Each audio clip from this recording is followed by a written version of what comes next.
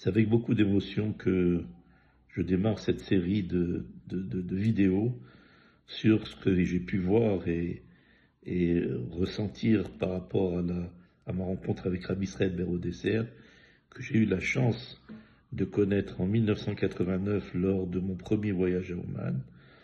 Et j'ai toujours fait en sorte de pouvoir le voir à plusieurs reprises, chez moi, chez des amis, dans des voyages également.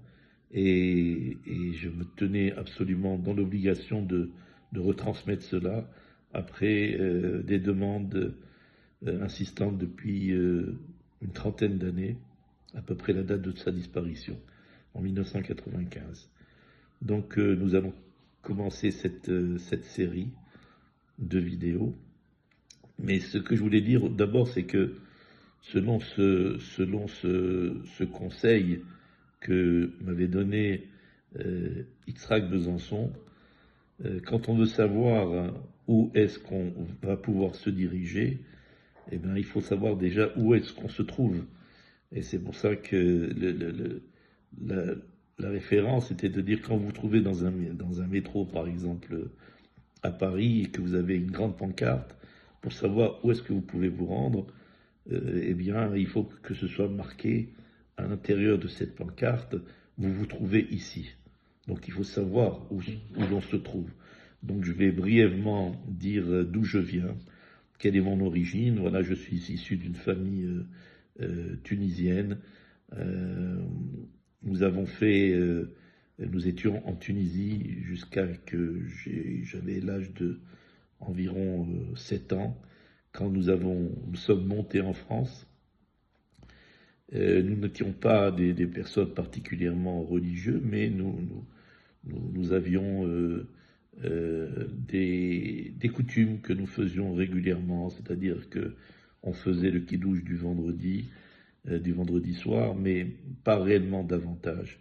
Le respect de la cacheroute. Et grâce à Dieu, j'ai une bonne éducation de mes parents, qu'ils reposent en paix. Et donc, je n'avais pas connu de monde religieux. Et par contre, je respectais beaucoup les religieux. C'est-à-dire quand je les voyais, je me disais, ils sont super, on a envie de les ressembler, mais c'est un peu compliqué dans notre façon de vivre, de faire comme eux. Donc voilà, vraiment dans la plus grande simplicité. Et j'ai cherché à savoir, à un certain moment, quelle était vraiment la vie de ces personnes religieuses. Et c'était pas évident. Donc, après le mariage, on passait une vie tout à fait simple dans la tradition. Premier enfant qui est né, Yoni.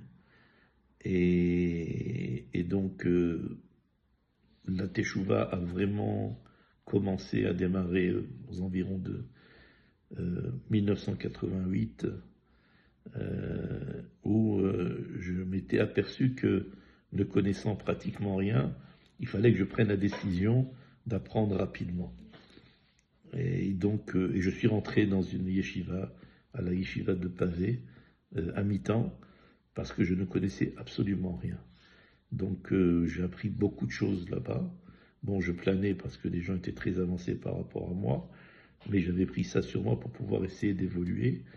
Et grâce à Dieu, l'ambiance et les gens qui s'y trouvaient m'ont permis d'évoluer dans la bonne direction. Voilà, un peu rapidement, peut-être un peu trop rapidement pour mon épouse. Donc il fallait de la patience, il fallait attendre qu'on se mette un peu au diapason.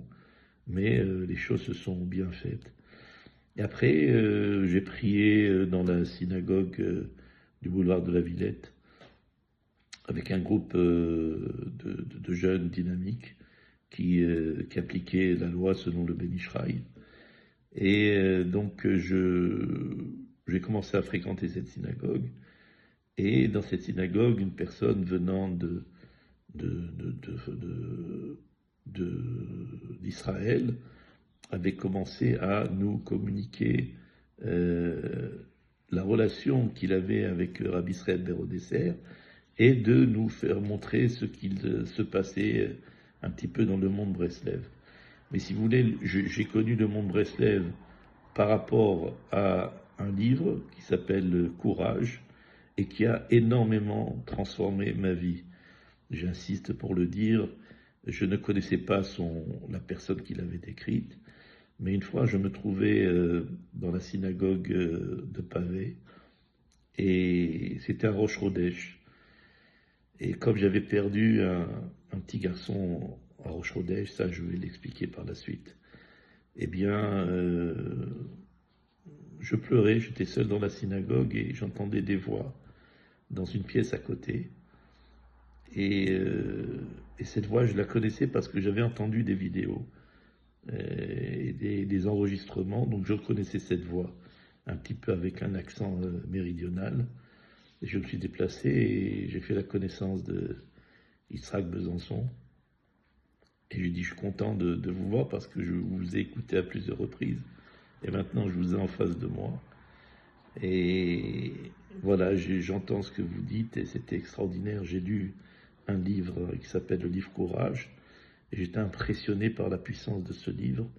Il avait vraiment une réaction sur ma personne et il m'a fait, entre guillemets, bouger. Il m'a fait vraiment bouger de mon état endormi. Et j'étais très très impressionné par l'écriture de ce livre. Je lui ai dit, comment vous avez pu réaliser une œuvre aussi merveilleuse?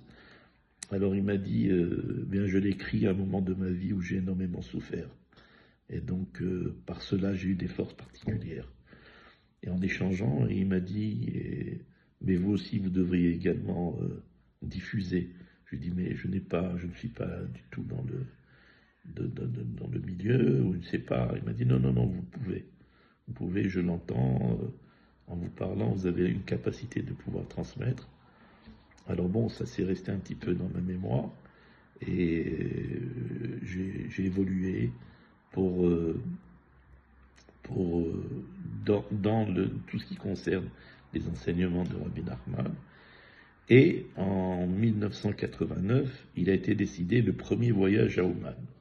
Donc nous étions dans cette synagogue du boulevard de la Villette à Belleville, et les personnes ont commencé à se préparer, mais bon, nous étions plutôt en bourgeoisie, donc aller dans un pays comme celui-ci, en Ukraine, ça nous paraissait vraiment une aventure. Mais nous étions organisés, nous avons commandé des repas dans une société qui préparait des repas pour les avions. On était bien arrangés sur nous-mêmes et on voyageait. C'était un voyage vraiment pour nous tout à fait inattendu. Nous n'avions pas l'habitude de voyager dans des pays comme l'Ukraine. Les gens nous demandaient qu'est-ce que vous allez faire là-bas. Eh bien là-bas, il y a la tombe de Rabbi Nachman de Breslev. C'est ce qu'on nous a expliqué. Donc nous avions pratiquement rempli un avion et nous nous sommes rendus pour la première fois chez Rabbi Nachman de Breslev à Ouman. Et c'est impressionnant parce que quand nous sommes arrivés de Kiev à Ouman, ce que l'on a vu à travers les vitres, on a vu quelques chassidim qui préparaient un terrain. Alors il y avait des rideaux noirs avec des sortes de stoïaques pour porter les rideaux. Derrière les rideaux, il y avait des grandes poubelles et des personnes qui commençaient à creuser des trous pour mettre des poubelles dans les trous. Alors moi, j'ai posé une question tout à fait simplement. Je dis, mais qu'est-ce que ça représente? Alors quelqu'un m'a dit, ah, tu n'as pas compris? Ben, ce sont les toilettes. Ah, ce sont les toilettes. Mais écoutez, moi, je vous aime bien tous, mais je ne pense pas que je vais rester ici. On va aller sur Rabbi Nachman, faire le Tikkun HaKlali, je remonte dans le bus, je vais à Kiev parce que on n'est pas du tout habitué à ce genre de choses. Voilà, on était un petit peu en bourgeoisie, c'était un peu difficile pour nous. Alors des gens râlaient dans le bus, mais non, qu'est-ce que tu racontes, tout ce qu'on a fait, ce voyage, il faut rester ici. Et c'est comme ça qu'on est resté pour la première fois à Ouman et on a pu habiter chez des habitants d'Ouman. Donc j'ai eu la chance d'habiter avec notre ami Yitzhak Besançon et 2 de ses enfants, voilà, chez une certaine Myriam et un certain Mathieu, qui étaient des juifs en fait, qui étaient très très très éloignés.